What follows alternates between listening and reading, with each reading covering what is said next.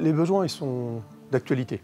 C'est à la fois des besoins liés au grand sujet de la réindustrialisation dont on entend beaucoup parler. C'est le besoin de constituer en France des filières souveraines sur des domaines sensibles comme celui de la défense, mais aussi celui de l'aéronautique.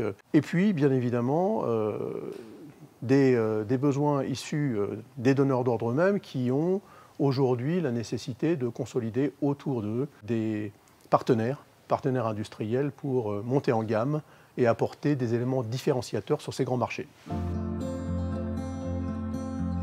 Printing Moose s'adresse à la fois à des industriels sous-traitants potentiels, et en particulier les mécaniciens, et aussi, bien entendu, aux donneurs d'ordre eux-mêmes qui sont à la recherche d'une consolidation de partenaires autour d'eux, si possible sur les territoires dans lesquels ils sont installés, à proximité et en confiance.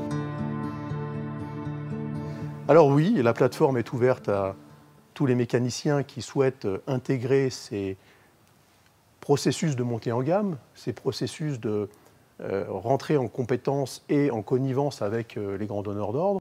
Nous sommes là au CETIM pour les accompagner et créer ce lien autour d'éléments de rupture technologique, en particulier celui de la fabrication additive.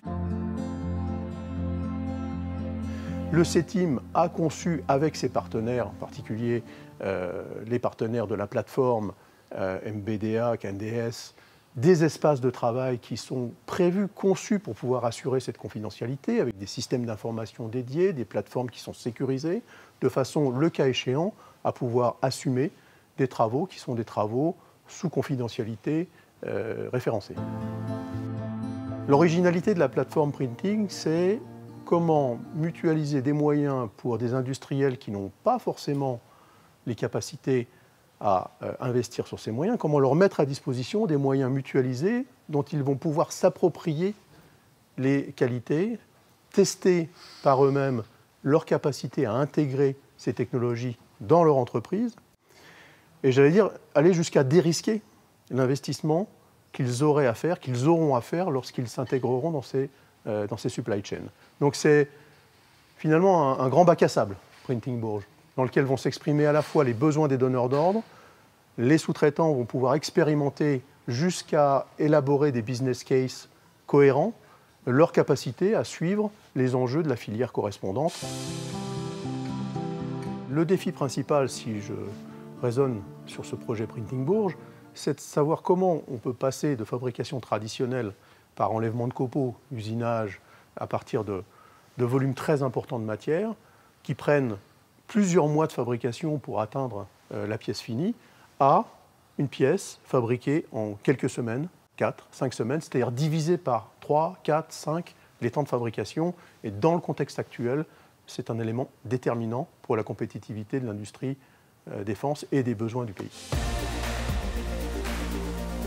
Ce projet sera une réussite sans doute, et d'abord et avant tout, si on réussit, au travers ces processus d'accompagnement, de montée en gamme, à créer de la confiance. C'est la confiance entre les donneurs d'ordre et les sous-traitants qui feront le succès d'une telle opération. L'issue de cette opération, c'est que des commandes se passent entre les donneurs d'ordre et les sous-traitants. Donc la réussite, c'est la confiance. C'est le premier point. L'autre volet de réussite, c'est si nous arrivons, au travers de ce projet, à pousser un peu les murs de la technologie. On est sur des sujets, je pense en particulier dans le secteur de la défense, où on va investiguer de la fabrication additive métal sur des nuances assez diversifiées, sur des grosses pièces, des pièces de grand volume, qui sont aujourd'hui un peu à la limite de ce qu'on sait faire en matière de fabrication additive métal. Et là, on va pousser, en même temps qu'on va accompagner les industriels, la faisabilité, l'industrialisation de ces grosses pièces.